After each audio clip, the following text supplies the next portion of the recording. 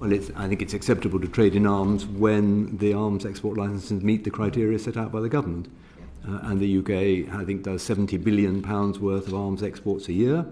And they do that in accordance with the criteria. It's an important part of British industry, creates a lot of jobs, as your committee will be very well aware.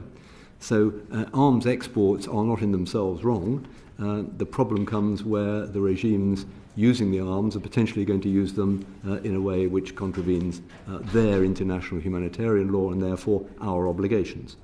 And we looked at that very carefully over the case of Saudi Arabia, of course, in the Yemen war in 2015, and there was a passage via the High Court in that, and the government went back and revised its criteria for assessing them and then continued. So, I mean, I think that is the well-established process. In the case of Israel, it's true we are not a major arms supplier. I think the total was £42 million for the last recorded year, 2022. I mean, that's set against the many billions that come from the US, including the billions voted yesterday by the Senate.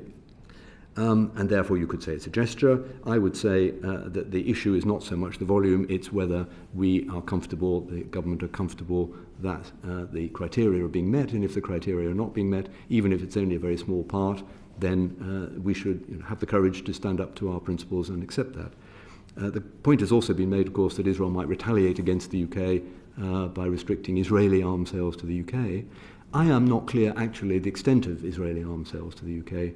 I've looked at the Israeli websites. They disclose the global totals of Israeli arms sales, but not the individual details, so I don't know that. But in any case, I think if we have a principle, we should stick to our principle. If the government did decide that the international humanitarian law compliance issues were not being met, then they should have the courage to go ahead and suspend the arms sales. For the moment, they haven't done that. But I think that's the policy process that I would see, and the Department of Trade will be agreeing many arms export licenses a year, in line with the criteria, not a rising controversy. And there are just some cases where much closer scrutiny is required. Thank you very much indeed, Lord Ricketts. Lord Sumption, did I quote you correctly, and are you happy with what Lord Ricketts just said? Yes, I would have given exactly the same answer as Lord Ricketts has just done from a legal point of view. The arms control criteria, as stated to Parliament, broadly correspond to the international obligations of the UK under international humanitarian law.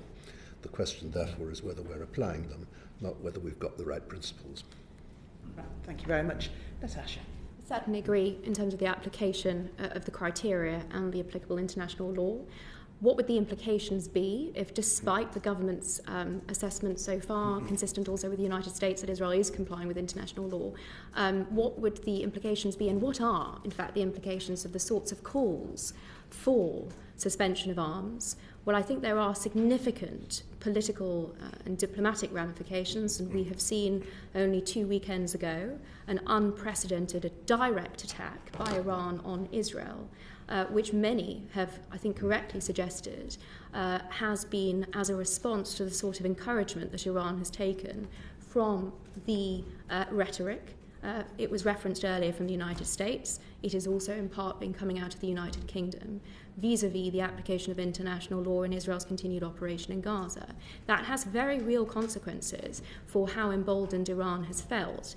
When we bear in mind that its operations so far have been through its proxies, Hamas, Hezbollah, the Houthis in Yemen, and also from proxies in Syria and Iraq, the significant development that we saw of a direct strike against Israel in that fashion is very relevant, and the consequences of the sort of uninformed, unfortunately, debate and calls for suspension of arms, despite those criteria having on no account been met, have very dangerous consequences, I would suggest, also for the UK as a result also.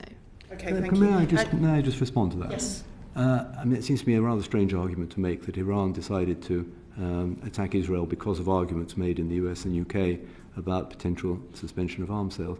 I think a much more likely reason that Iran attacked Israel was because Israel attacked the Iranian consulate in Damascus and killed 13 people in the Iranian consulate in Damascus. If it hadn't done that, I don't think Iran would have attacked Israel. Well, I think it's Okay, very... forgive me. Forgive me, I think... I didn't want to start a particular political line of argument. I was going to talk about trade. Well, I do appreciate that, but the committee has just been told something that I'm afraid is untrue. The committee is perfectly capable of making judgments about the evidence that we receive.